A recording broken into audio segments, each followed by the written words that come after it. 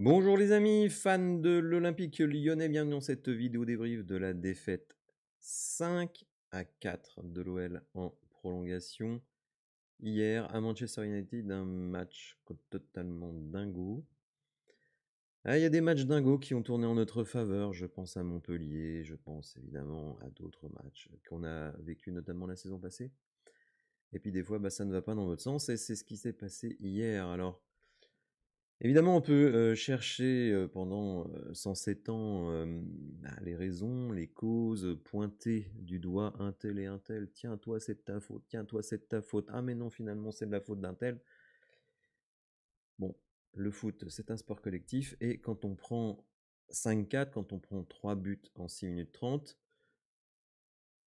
ça me paraît un petit peu osé de pointer du doigt les uns et les autres. On me reproche souvent de voir plutôt le verre à moitié vide que le verre à moitié plein, et sur ce match-là, évidemment, je ne vais pas vous dire que je ressors satisfait, ce serait complètement ridicule, mais je n'oublie pas qu'à 10 contre 11, on s'est quand même retrouvé à mener 4-2 face à cette équipe. Et ensuite, effectivement, il y a eu un écroulement total. On va revenir sur le scénario du match, bien entendu, mais on va commencer évidemment par la compo qui fait jaser, hein, puisque certains estiment que le milieu de terrain n'était pas au niveau, notamment Akoukou évidemment et Verretou. Alors ce que je note, c'est que après le match aller, tout le monde a considéré qu'Akoukou avait fait plutôt une bonne entrée, idem pour Verretou qui s'occupait tout spécialement de Bruno Fernandes. Alors oui, ils n'ont pas été à la hauteur hier, mais je trouvais pas complètement dingo de les reconduire. On pourra arguer longtemps, dire tiens peut-être Tessman il aurait fait mieux, mais Tessman c'est une charrette. On aurait pu dire ah bah Matic il aurait fait mieux, mais Matic c'est une charrette. Et quoi qu'on en pense, cette équipe de Manchester c'est une équipe qui est plus athlétique que la nôtre. On l'a encore vu hier. Donc ça me paraissait pas fou de reconduire Verretou et Akoukou. Donc il faut aussi considérer qu'on est dans une gestion de 4 matchs en 2 semaines, 5 si on rajoute Lille, où on a fait tourner dimanche, notamment en réintégrant Matic, Kaletachar, etc. Donc pour gérer la fatigue. On pourra dire, tiens, Fofana, il a joué 1 heure hier, donc il aurait pu jouer 1 heure dès le début du match. Mais est-ce que c'est de la faute de l'entraîneur si Mikotadze est archi nul hier? Est-ce que c'est la faute de l'entraîneur si Almada donne 2 buts à l'adversaire? Est-ce la faute de l'entraîneur si Tagliafico est catastrophique si on retire son but? Il se fait bouffer systématiquement par Dalot. Or, je pense que Almada et Tagliafico, tout le monde les aurait mis, et pourtant ce sont eux qui ont fait des erreurs. Est-ce sa faute si Tolisso se fait expulser? Parce que je pense quand même que le fait de jouer à 10 contre 11, évidemment, ça a pu peser. Est-ce sa faute si Lacazette, d'une certaine manière, n'a pas joué son rôle de leader, puisqu'à 4-2, il a réagi comme s'il avait gagné la Coupe du Monde? Et non, il restait du temps. D'ailleurs, à ce moment-là, quand on mène 4-2, je dis dans le live, j'espère ne pas vivre un nouveau Séville 82. On a vécu un nouveau Séville 82, c'est-à-dire de perdre le fil du match alors qu'on pense l'avoir dans la poche. Est-ce la faute de Paolo Fonseca si Ryan Cherki sort parce qu'il est cramé? Mec à 21 ans. Est-ce la faute de Paulo Fonseca si Niakate, qui a, 7 ou 8 années de première ligue, se fait manger sur la dernière action? Enfin bon, bref. Ce que je constate, c'est qu'à 10 contre 11, on était à 4-2. Que les gars ont lâché l'affaire. D'ailleurs, c'était le sens du discours de Malik Fofana et de Tolisso. On s'est cru arriver, et alors qu'on n'y était pas. Et un match, dans ce cas-là, c'était pas 90 minutes, mais 120 minutes. Et on a joué pendant 110. Bon. Alors oui, on pourra dire, oui, mais on doit jamais être mené 2-0 à la mi-temps, mais je suis d'accord. Je ne vais pas vous dire que je suis un fan d'Akuoku et de Verretou. Non. Mais ce que je constate, c'est que malgré ses choix, eh ben, on est à 4-2 à la fin de la première prolongation. Donc ça, c'est un fait incontestable. Donc on peut contester tout ce qu'on veut. Il y a des faits, mais il y a aussi des erreurs individuelles. Et donc je trouve que c'est un peu facile de s'attaquer à l'entraîneur et de se voiler la face sur les erreurs individuelles. Il faut dire aussi, et ça je l'ai toujours dit, notamment quand j'ai fait les forces et les faiblesses de Manchester, bah, que dans leurs forces, il y avait cette dimension athlétique, il y avait ce banc qui me semble quand même supérieur au nôtre, plus bah, évidemment l'excitation du public, parce qu'en fait, personnellement, je n'ai pas cru que le match était terminé quand on était mené 2-0. Je n'ai pas considéré qu'il était terminé quand on menait 4-2. Tout simplement parce qu'il faut avoir la force mentale bah, de rester focus jusqu'à la dernière minute. Alors l'entraîneur n'est pas exempt de tout reproche, évidemment. Il n'est pas exempt de tout reproche, mais les joueurs, tous, bah, peuvent aussi s'en vouloir sur un certain nombre de points, même si je trouve que certains ont été vraiment bons du début jusqu'à la fin. Je pense notamment à Maitland Niles, qui pour moi a vraiment fait un grand match. Cherki a été plutôt bon, mais à 21 ans, il ne se montre pas capable de jouer l'intégralité du match, et ça me gêne un peu quand même. Donc sur la condition physique, je me pose des questions. Mikotadze, j'ai pas envie de plus l'accabler que ça, puisque je trouve qu'il n'a pas été servi, mais ça aussi, c'était parce qu'on avait fait des choix de la part de Fonseca, oui, bien sûr. Mais que certains joueurs, je trouve, passent un petit peu à travers les critiques, alors que ils ont un rôle dans cette équipe et qu'ils ne l'ont pas du tout joué. Je pense notamment à Thiago Almada. Thiago Almada, contre qui je tire la sonnette d'alarme depuis déjà quelques temps, à chaque fois, on lui trouve des excuses. À chaque fois, on lui trouve des excuses. Mais je suis désolé. Almada, il state pas. Là, hier, il est sur la photo sur 2 buts. Le penalty, le premier but où il délaisse totalement Ugarte. Alors on pourra dire, oui, mais c'est Akuku qui se fait déborder, ensuite c'est Verretou. Oui, non, mais d'accord. Mais le mec qui met le but, c'est Ugarte. Et je vous invite à aller revoir les images. Almada, il est sur Ugarte du début jusqu'à la fin, sauf qu'à la fin, il l'a lâché. Et il ne défend sur personne d'autre. Donc je suis désolé, pour moi, le premier but, il est pour Almada. Mais évidemment, Almada, comme un certain nombre d'autres joueurs, il bénéficie d'une petite immunité comme ça. Il ne faut pas toucher Almada. Ah, mais moi, j'ai un certain avantage, c'est que moi, je supporte l'Olympique lyonnais. Je ne supporte pas Almada, je ne supporte pas Perry, je ne supporte pas Lacazette.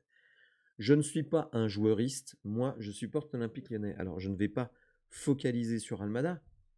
Je trouve que depuis quelque temps, il me déçoit énormément, alors qu'il a eu des très bons passages. Et donc, il ne passera pas au travers des critiques, mais pas que lui. On verra tout à l'heure, quand on va regarder les notes de l'équipe, ce qu'on peut penser de notre effectif. Donc, Paulo Fonseca avait décidé de repartir avec exactement la même équipe qu'au match aller. Comme je l'ai dit, on pourra toujours discuter autant qu'on veut. Est-ce qu'un tel aurait fait mieux? Est-ce qu'un tel aurait... On n'en sait rien. On n'en sait rien. Et moi, je ne fais pas du football fiction. Il repart avec la même équipe. La première mi-temps n'est clairement pas bonne. On ne va pas dire le contraire. Elle n'est pas bonne, mais là aussi, est-ce que c'est parce qu'il y a Akuku et Verretou? Alors oui, on prend des vagues de partout. Il n'en demeure pas moins que les 2 buts, eh bien, ce sont nos Argentins qui sont sur la photo. Almada, je l'ai déjà dit, et Tagliafico, ridicule dans son duel avec Dalot. Dalot qui a une chance incroyable, qui trouve l'intérieur du poteau, tout ça, machin. Le mec, il n'a pas mis un but de toute sa vie. Enfin bon, bref, pareil, Ugarte, premier but en Coupe d'Europe pour lui. Donc clairement, cette première mi-temps, elle ne tourne pas en notre faveur. On va passer sur le déroulé du match. Donc là, c'est un petit peu trop gros, on ne voit pas l'attaque momentum. Malgré tout, Une équipe de Manchester conforme à ce que j'attends d'elle, c'est-à-dire une équipe qui est mauvaise, qui marque un premier but et qui ensuite ne fait plus rien. L'OL reprend le dessus. Ils ont la chance de marquer juste avant la mi-temps. Et vous voyez la deuxième mi-temps de ce grand Manchester United, elle est pitoyable. Elle est pitoyable. On revient. Bon ça, évidemment, il faut le dire, avec un premier but de Tolisso. Alors, je dirais le paradoxe du but de Tolisso, c'est qu'on arrive à prendre 3 fois le ballon de la tête, donc face aux grandes tailles de Manchester, et de marquer. But ensuite de Tagliafico, du droit. Et ensuite, on espérait pouvoir mettre le troisième. On voit très bien que sur l'attaque momentum, même après le deuxième but, notre deuxième but, Manchester n'existe pas. Malheureusement, au lieu de se donner une chance de gagner, Tolisso prend un deuxième jaune. Alors, pourra ergoter longtemps, est-ce que le deuxième jaune est mérité, est-ce qu'il n'est pas sévère et tout ça. Bon, de toute façon, ça a été sifflé. Donc on pourra se gratter la tête pendant longtemps. Mais malgré tout, on arrive à mettre 2 buts. Un premier de Ryan Cherki, avec un Malik Fofana quand même qui a apporté un punch incroyable, puisque c'est lui qui est à l'origine du deuxième but en mettant le feu dans la défense de Manchester, et qui ensuite il provoque le penalty, et ensuite les 10 dernières minutes catastrophiques.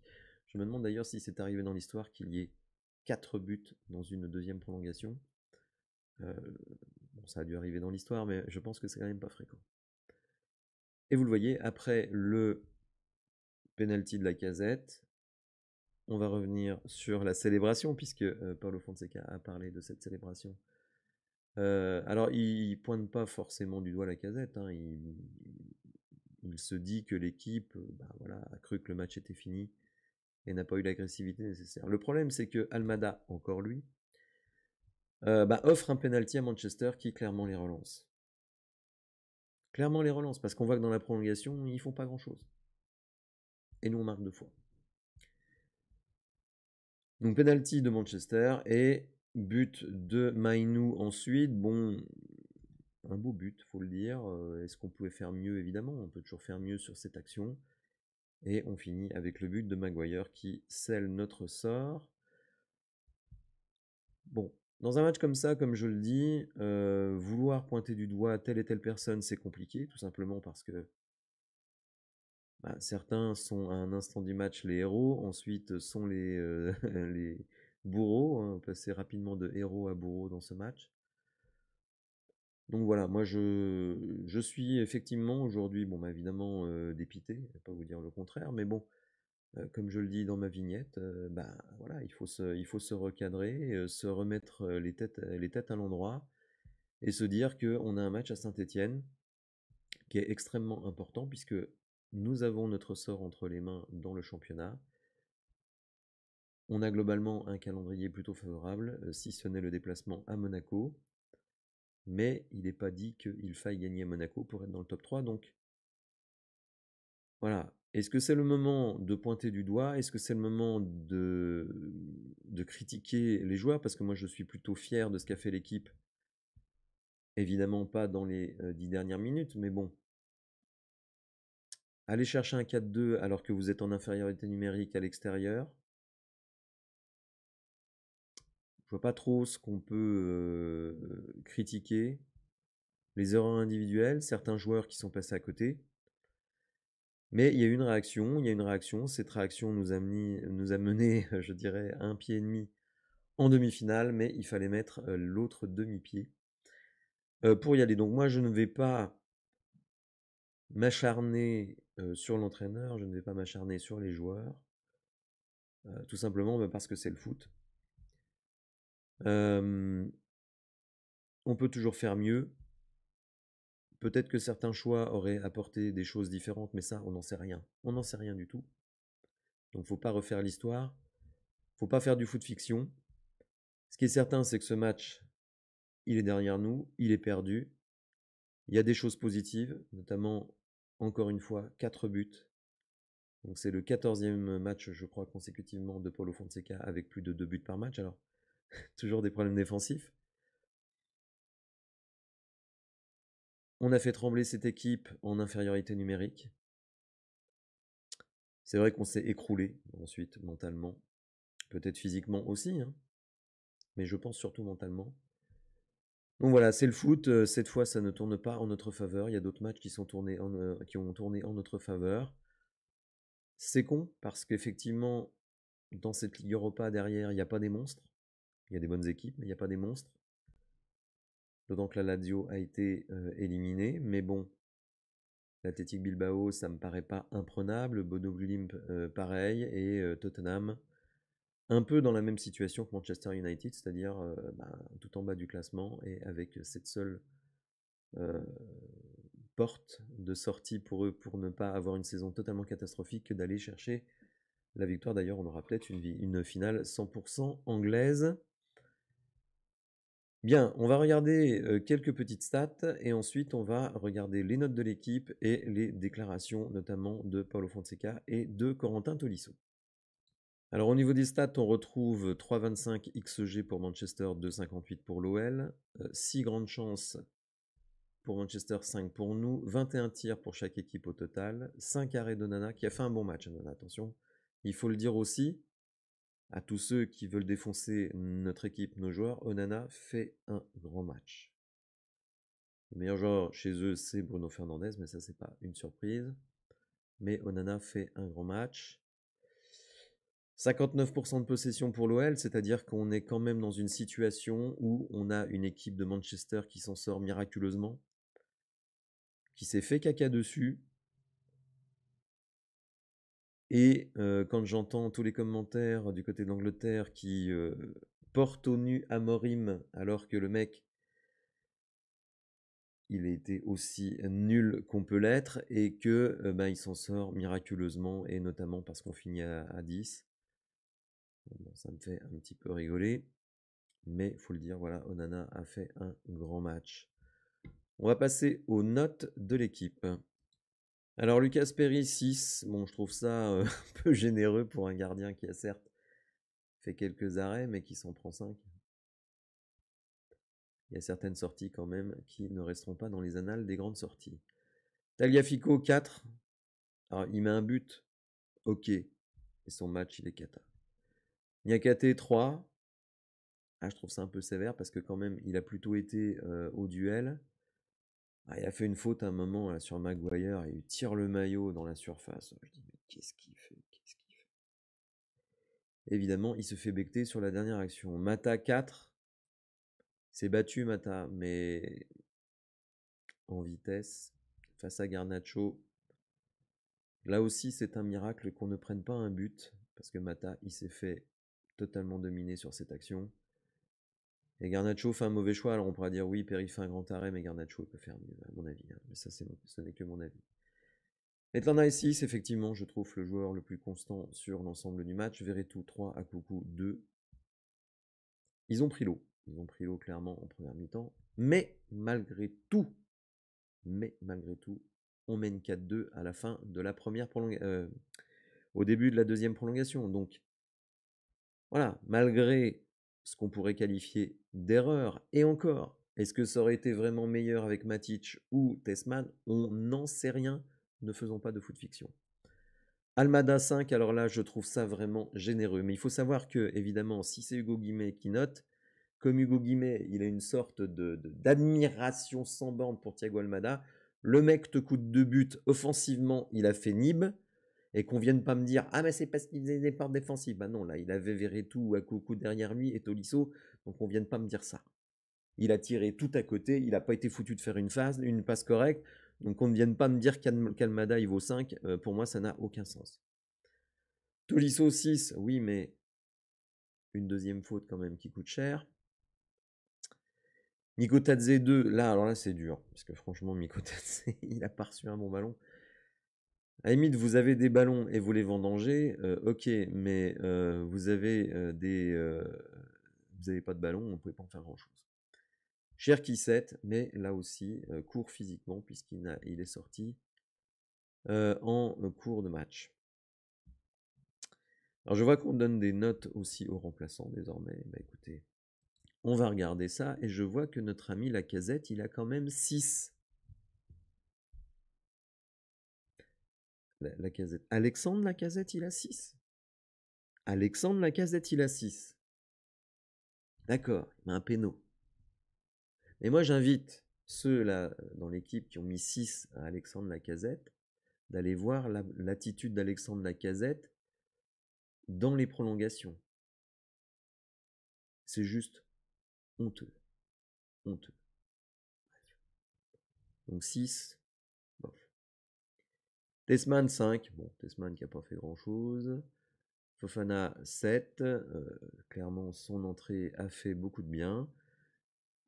Et ça vient me conforter, mais là aussi, je ne vais pas faire de foot fiction, que moi, personnellement, je l'aurais fait débuter. Je ne dis pas que ça aurait tout changé, je ne fais pas toute fiction, mais moi, je l'aurais fait débuter. Je n'aurais pas mis Verretou à Cocu, sûr. Déjà, je les aurais pas mis au match aller, donc j'allais pas les mettre au match retour.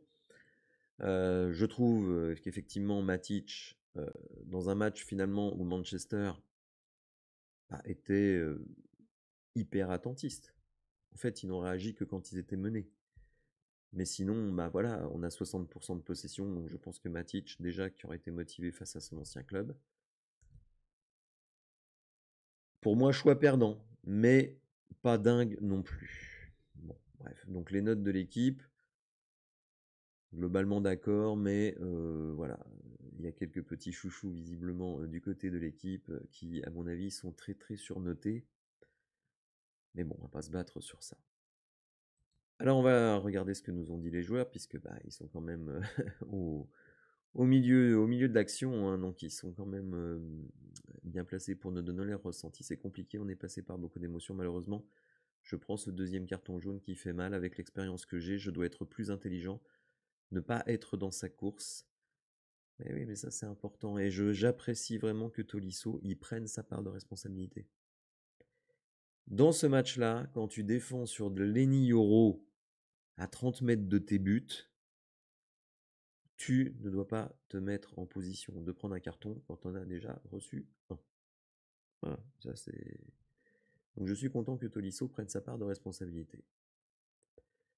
D'où j'étais super fier. À 4-2, on s'est peut-être dit que c'était fait. Et ça, c'est très important. Vous allez voir que quand on va voir ce qu'a dit Paulo Fonseca, ça revient. Et vous le verrez aussi avec Malik Fofana. Ça revient.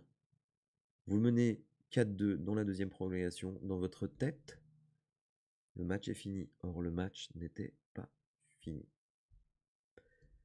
On prend ces 3 buts coup sur coup, ça fait mal à la tête. C'est sûr que c'est l'un de mes pires matchs avec ce carton rouge, cette élimination. Je pense qu'on méritait mieux. Il va falloir relever la tête parce qu'on a un match à gagner dimanche. Et oui, en fait, c'est là où finalement le turnover de Paulo Fonseca, il va peut-être payer ses fruits puisque finalement, dimanche, vous pouvez quand même aligner une équipe de joueurs qui vont être capables de vous apporter quelque chose sans avoir tout donné hier soir.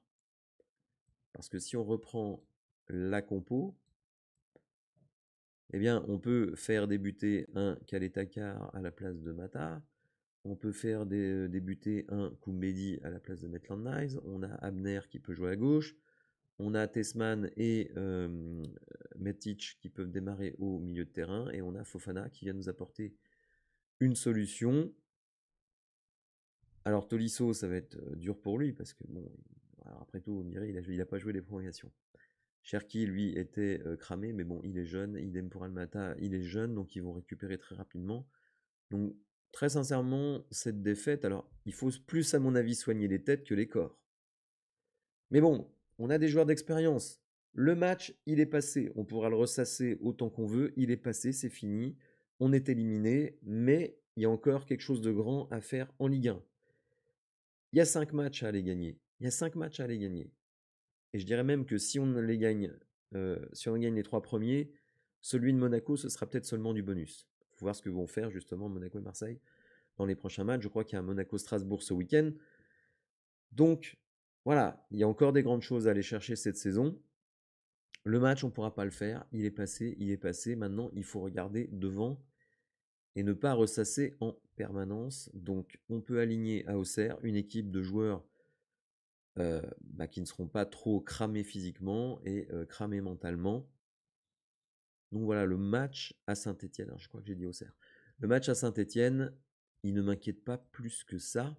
Au contraire, je trouve que c'est bien de jouer rapidement pour oublier ce qui s'est passé et se focaliser quand même sur le derby. En plus, c'est un derby, donc je veux dire, vous pouvez pas arriver en n'étant pas déterminé, etc., etc. En plus, après, il y aura une semaine de repos.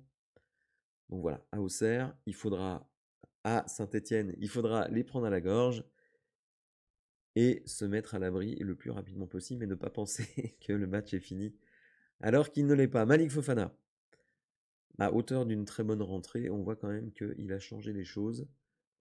Il a provoqué ce qui nous a permis de passer devant. Je pense que tout le monde est déçu parce qu'on a fait un très bon match à la fin. Ce n'était pas assez. Je pense qu'on s'est un peu relâché. On croyait que c'était fini. Vous voyez, lui aussi, il le dit. Hein. C'est mental. C'est mental, cette fin de match. Elle est mentale. Elle est sans doute un peu physique. Mais bon, quand vous menez 4-2, normalement, physiquement, ça vous donne une pêche folle. Mais c'est mental. C'est fini. Le match est fini. Bah non, c'est pas fini.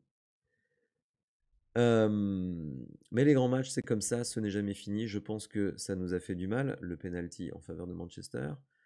Le public qui pousse aussi, franchement très déçu. À la fin, on doit être plus exigeant avec nous-mêmes. Vous voyez que lui, et ça je trouve que c'est une super approche, c'est une super mentalité de Malik Fofana qui ne dit pas « Ah mais on était à 10, on était fatigué, gna gna gna. » À la fin, on doit être plus exigeant avec nous-mêmes, surtout dans des matchs comme ça. Je pense que c'est un match que je ne vais pas oublier. Là, on va se reposer. De toute façon, faut bien se le dire, les amis. Dans cette période, les joueurs ne font que de la récupération. Il y a peut-être un petit peu de travail tactique, mais on fait de la récupération. Donc bon, évidemment, les joueurs sont lessivés aujourd'hui, mais bon, ils vont pouvoir, hop, 1 heure d'avion, on rentre à la maison, peut-être un day off, je ne sais pas. Samedi, voilà, et on joue dimanche soir. Voilà, il faut pas s'inquiéter de la fatigue, etc., etc. Et c'est au coach, justement, de remettre les mecs mentalement. C'est au leader de l'équipe de remettre les mecs mentalement. On va voir ce que nous a dit l'entraîneur Paulo Fonseca. Voilà, ce sont nos amis de Ferveur Lyonnaise qui ont compilé ce qu'a dit notre ami Paulo Fonseca. C'est difficile d'expliquer, un mix d'émotions parce que les joueurs ont fait de grandes choses. Prendre 2 buts et avoir la capacité de passer à 4-2 avec un joueur en moins, c'était magnifique. Je suis très content de mes joueurs.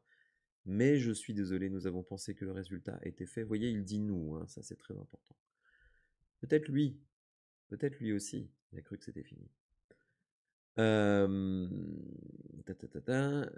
nous devions rester concentrés. Il nous a manqué de l'énergie mentale. Il nous a manqué de l'équilibre émotionnel. Je suis triste car on méritait plus, je pense. On a prouvé nos qualités et nous devons apprendre de ces moments. On doit toujours continuer jusqu'à la dernière minute. On doit comprendre ce qu'on a fait ici. On a fait de magnifiques choses. Ce n'est pas facile de jouer contre Manchester, de renverser la situation, mais nous devons juste apprendre de ce scénario. La première fois, les amis, qu'on prend des buts en toute fin de match, hein, y compris cette saison.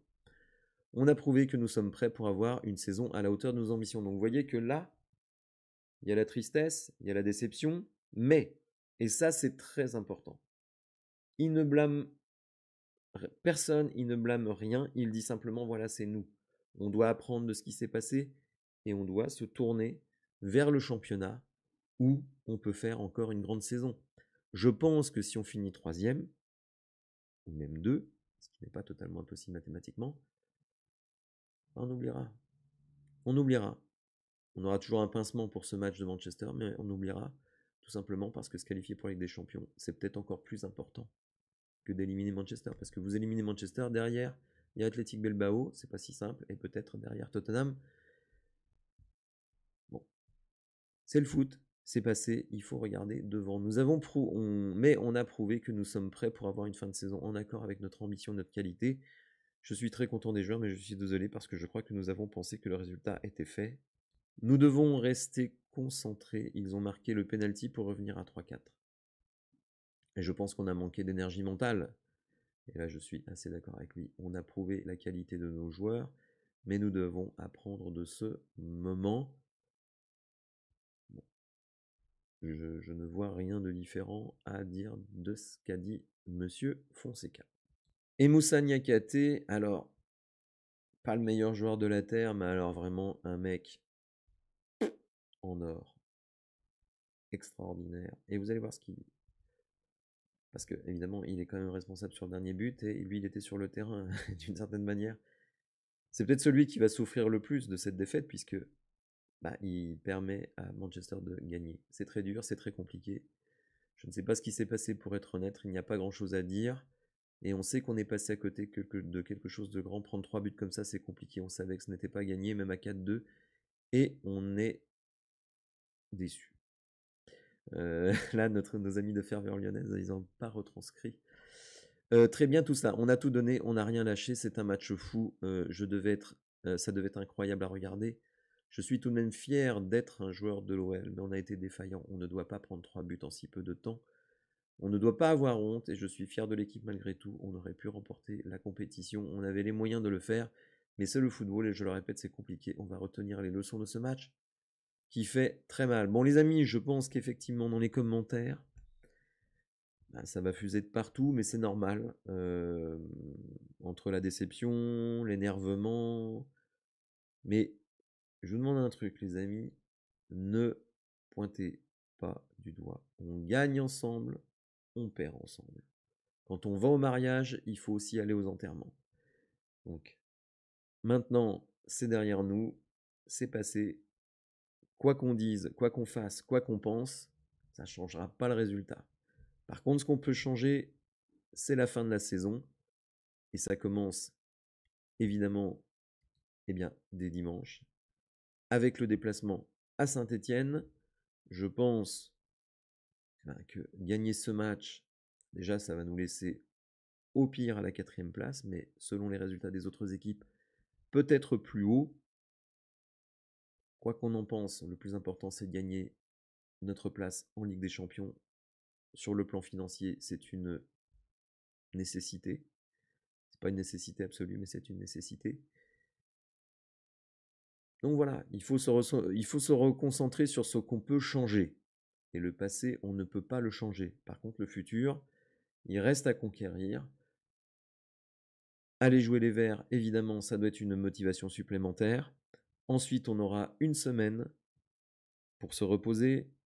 Je pense que les joueurs auront sans doute 2 jours de congé.